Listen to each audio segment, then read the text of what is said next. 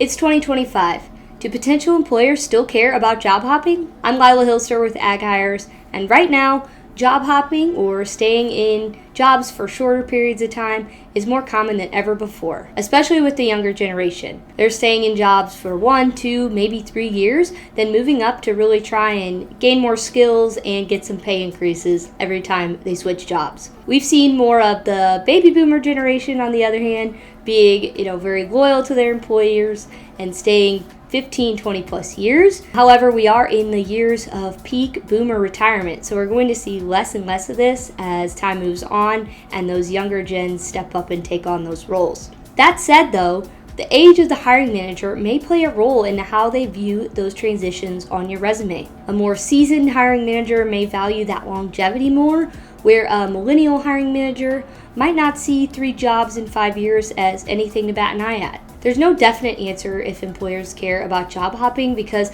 they're all going to have different views on those transitions, unfortunately. There are pros and cons to both staying in roles more long term versus making more transitions, and you really have to just figure out what makes the most sense for you and your career goals. However, if you find yourself being someone who tends to stay in roles for shorter periods of time, maybe 1 to 3, 4 years, depending on how long you've been in the workforce, you have to be prepared for potentially fewer employers being willing to hire you and maybe even interview you.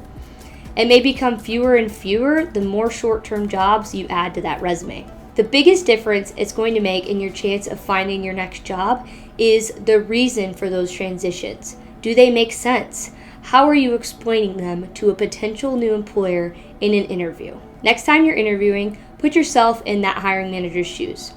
When they ask you, why were you only at this job for 2 years and this job for 1 year and another job for 2 years, think about why they might be concerned about that.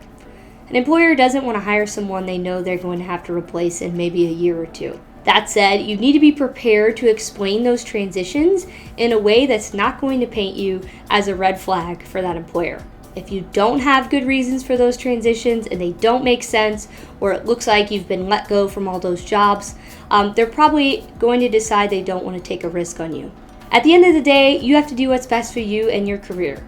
Longevity isn't always possible or always desired or make the most sense for everyone. And there are some pros to having more jobs throughout your career than staying in one job for 20 plus.